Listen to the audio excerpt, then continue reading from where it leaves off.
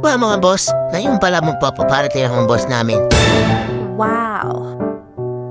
Dahil galing siya ng Pilipinas, meron siyang dalang mga pagkain. Dito makikita nyo, nagpapabaga na kami ng uling. Benkyo o waro daw, sabi ni boss, kaya tagay na mga boss.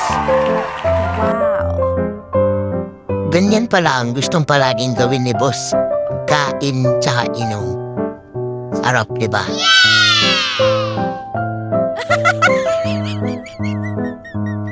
At yan, nag-start na pala kami. May mga nagsiselfie pa habang tagal. Kaya kain tagay na mga idol. Oh, si boss ko namin yung tagaluto. Diba? Bait-bait niya. Wow. Kita niyo naman, sino bang di mapapatagay sa lagay na yan? Osmeos lang, boss. Dito yung Japanese beef naman yung pinaluto ni boss. May osmeos mo lang, pare koy. Inilagay na rin yung mga hotdog, mga gulay.